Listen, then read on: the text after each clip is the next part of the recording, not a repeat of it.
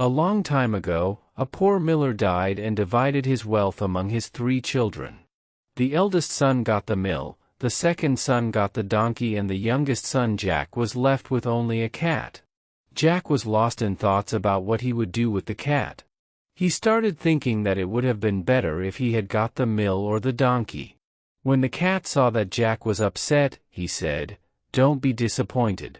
Give me a pair of boots, then see what I can do for you."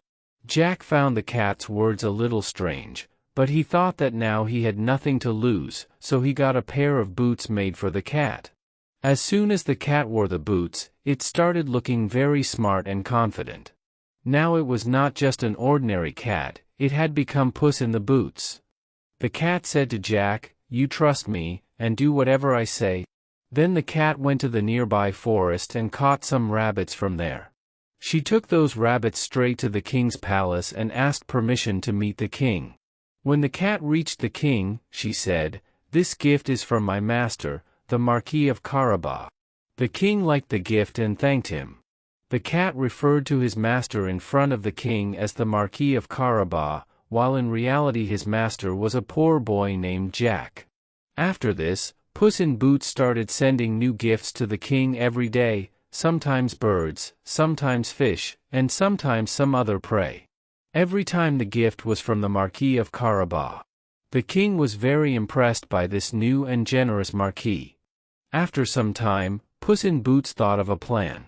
She said to Jack, "You go to the river and pretend to take a bath, I will take care of the rest." Jack did the same. When he was in the river, the cat hurried to the king and said, "Your Majesty, my master the Marquis of Carabas has been robbed by some robbers and stripped of all his clothes. Now he is stranded in the river." The king immediately sent his servants to bring fine clothes for Jack. When Jack wore those clothes, he really looked like a nobleman. The king was very impressed with Jack and took him in his royal carriage. He went out to tour the city with his daughter the princess. Jack traveled with the king and the princess. Both were impressed by his simplicity. Meanwhile, Puss in Boots played another trick. He went to all the farms and barns in the city and told the farmers, "If the king asks you whose fields and crops are these, tell them that they belong to the Marquis of Carabas, otherwise you will have to face big trouble." The farmers were scared of the cat's threat and agreed. When the king asked the farmers on the way who these lands and crops belonged to, everyone replied, "They belong to the Marquis of Carabas." The king was even more impressed that Jack, the Marquis of Carabas, was so rich and powerful. Then Puss in Boots went to the castle of a terrible and magical ogre. This ogre was powerful and had the magical power to transform into any creature. Puss in Boots said to the ogre, "I heard that you can transform into any creature. Can you really do that?"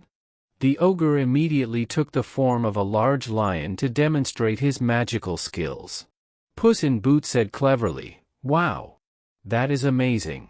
But can a big ogre like you turn into a tiny mouse?" The ogre immediately turned into a tiny mouse to prove how powerful he really was. As soon as the ogre turned into a mouse, Puss in Boots pounced on him and ate him. Now the castle was empty and no one was the owner. The cat immediately told the king that this magnificent castle also belonged to the Marquis of Carabas.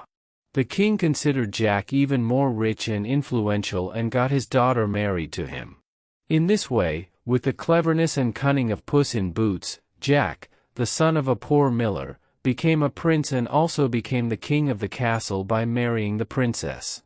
Jack always appreciated his intelligent cat, who changed his fate.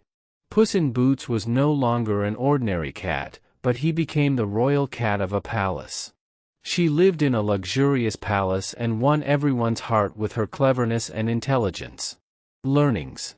The story of Puss in Boots tells us that no matter how difficult the situation is, everything is possible with intelligence and confidence.